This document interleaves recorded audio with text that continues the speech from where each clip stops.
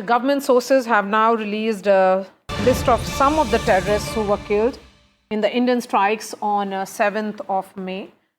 We can put out their names now. These are top 5 terrorists who have been killed, and their affiliation with the Pakistani military cannot be missed.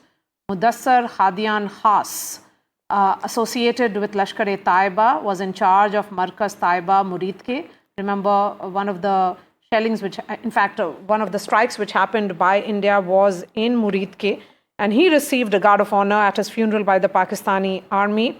A serving Lieutenant General of the Pak Army and the IG of Punjab Police, in fact, attended the prayer ceremony. So you cannot go higher than that. The Inspector General is the head of the civil police there, and the Lieutenant General obviously is the boss of the entire Pakistani army formation in the Punjab area. So that's the highest military and civil engagement with the funeral of a terrorist that the government sources are now indicating, clearly put out. In fact, on that, Indian Foreign Secretary actually had put out a picture showing the engagement of the Pakistani military and the police with such funerals. Now they have also given out details that we are now putting out for our viewers. These are very important details just to point out the fact that how closely Pakistani civil and military establishment is intertwined with organizations like Lashkar-e-Taiba. Remember, a globally proscribed UN-sanctioned terror organization, and some of the terror masterminds carry huge bounties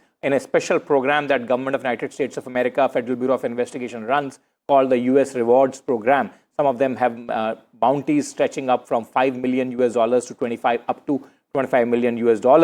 So, and with such terrorists, the engagement of the Pakistani civil and military leadership is crystal clear, as is now being put out by the government sources, which we are now breaking out for our viewers. Pictures of this were shown to the larger world, International Committee of Nations, and our own population by none less than the Foreign Secretary of India in the briefing that he did some time back. So quite clearly, you can see that how closely the Pakistani establishment and these terror groups are intertwined. In fact, for a long, long time, I have actually called them the extensions of the Pakistani establishment, Maria. In fact, Hafiz Muhammad Jamil, associated with Jash-e-Mohammed, he was the eldest brother-in-law of Maulana Masood Azhar.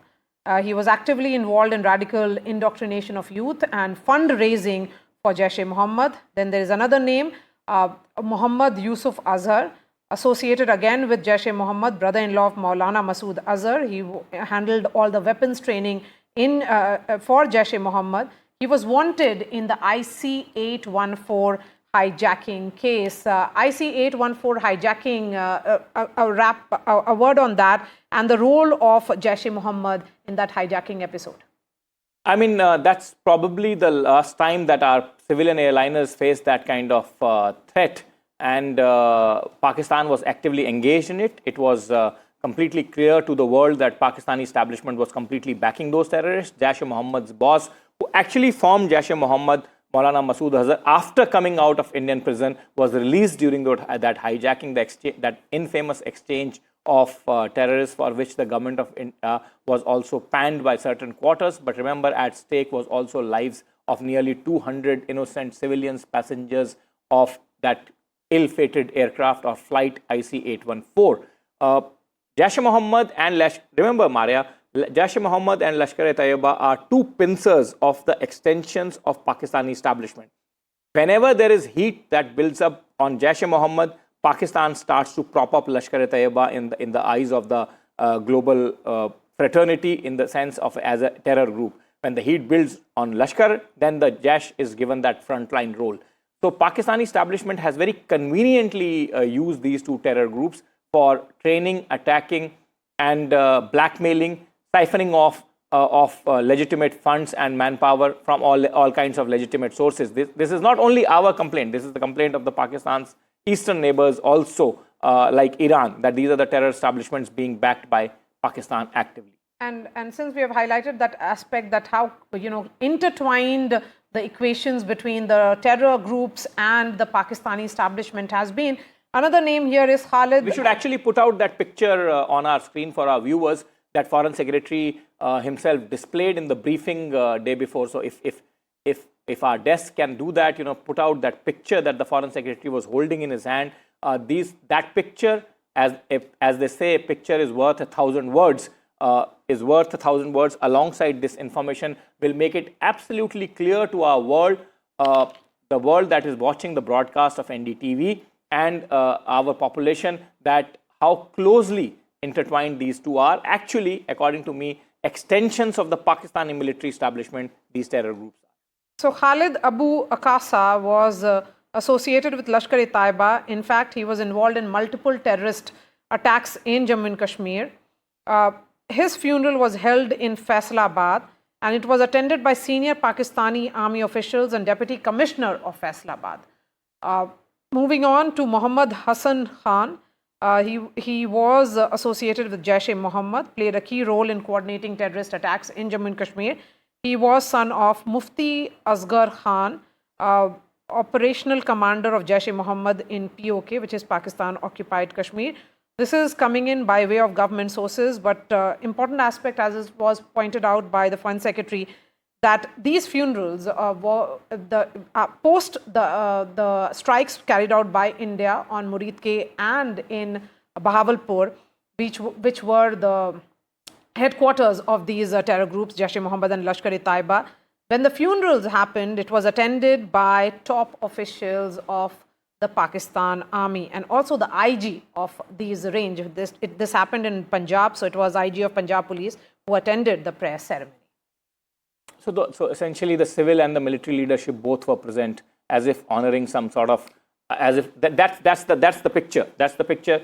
Foreign Secretary holding in his hand, showing how the final prayers of those killed in the Indian assault are being led by a full contingent. I mean, there's not a small detachment, Maria. There's a full contingent of military men wearing military uniforms. They're not hiding away. They're not hiding any which way from the public glare. There's a Pakistani military component, and then there is Pakistani police component. And I am quite sure that this is only one such picture that the Indian state has displayed, which Foreign Secretary himself displayed to the entire world. And I'm quite sure that many such pictures, since you are putting out those details of Faisalabad and other places also, I'm quite sure that many such pictures would be in the custody of the Indian state, where this close proximity of Pakistani terror groups and Pakistani establishment, both military and civil, would be on full display, as is there, as the Foreign Secretary very dramatically pulled out that picture that day during his briefing and put it out for the entire world to see. And these are terrorists who, as I said, have been globally proscribed, have been globally banned by multiple countries, and they carry large bounties on their heads under a special US rewards program run by the Federal Bureau of Investigation, called the US Special Rewards Program. Bounties stretching up from 5 million to up to 25 million. So quite clearly a very clear nexus of Pakistani establishment and terrorist groups running and having headquarters in Pakistan out on display. Air Marshal Ahluwalia, former Chief of Western Air Command, is joining us.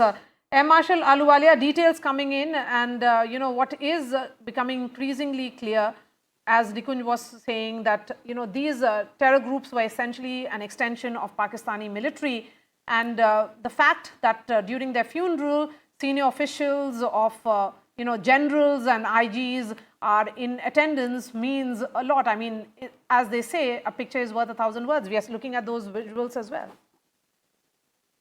Yes, certainly. It is only a reaffirmation of what goes on in Pakistan. We all know, and it's an open secret, that the Pakistan deep state is actually running these terrorist organizations like JEM and LET. So therefore, this is once again reiterating and confirming what I think the world needs to know.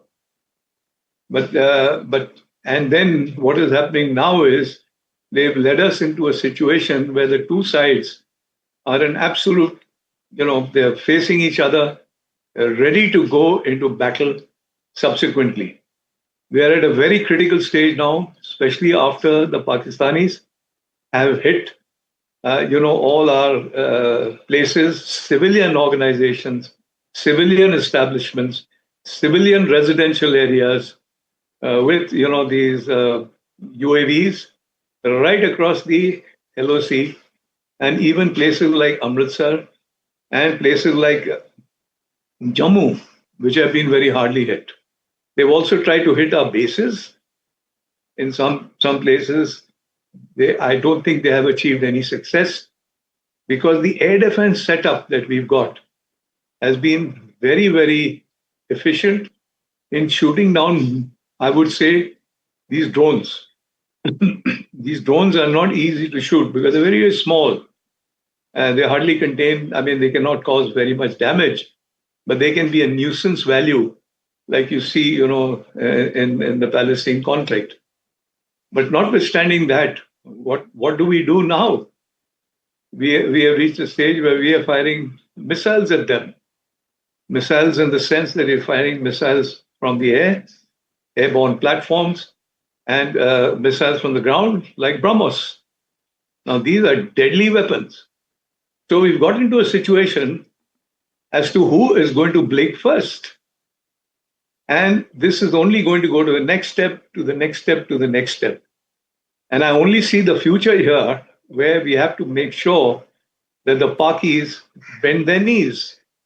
Otherwise, the objective of teaching them a lesson as far as terrorism is concerned is going to be way off, because they're going to repeat it again and again and again. The Pakistani army. Marshal Ahluwalia, let me ask you a question, which many people with non-military background, people like us and general population of the country, would be thinking about. We've seen a swarm of aerial ingress from Pakistan in the form of drones, sometimes in the form of fighter jets, sometimes in the form of other aerial objects. You can probably better classify each one of them. What is the objective? You are saying that they're not carrying too much of explosives. Are these swarms of aerial objects trying to test our defenses? Are they trying to unnerve the defenders of Indian borders? Are they preparing for something bigger? If you can explain for my viewer, if you can explain for our viewer, NDTV's viewers, as to what is the objective of this entire exercise. Is it to carry large-scale damage? Is it to demotivate the local populations? What is the principal objective? And if you can elaborate on that, sir. All this is basically a retaliation of what we did after 22nd April at Pahalgam. When we struck them, the 5 terrorist launch pads across the POK, and 4 in the heartland of Pakistan. Now that was the starting point. Firstly, of course, the starting point was 22nd April, Pahalgam. But over here, we were able to use the kamikaze drones like the Heron and the Herpes, which actually delivered devastating damage to the infrastructure, the training areas, the habitats of all these terrorist organizations like the JEM and the LAT. Now they have to react to that because much of it is political. The very existence of the deep state of Pakistan vis-a-vis the Pakistan ISI and the Pakistan Army is based on anti-India stance.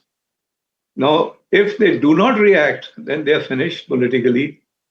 They're not going to let this happen. So all this is nibbling at the moment.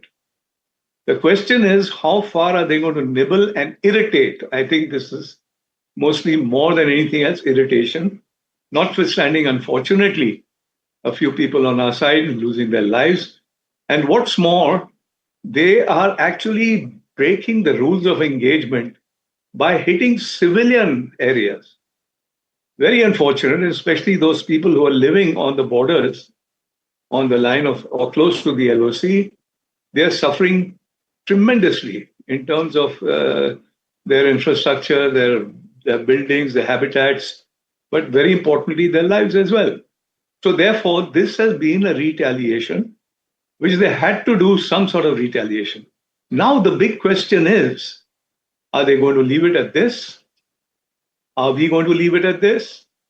Are we going to use our platforms, aircraft, to fire missiles with devastating effect? Or are we going to use our UAVs with devastating effect? And if this continues, if the Pakistani army gets into it, I don't think they'll do anything in the LOC because the terrain is terrible. The terrain is no good for offensive action. But down the plains of Punjab, onto the desert areas, it can be tricky. And if they get into that, then it will become an all-out war.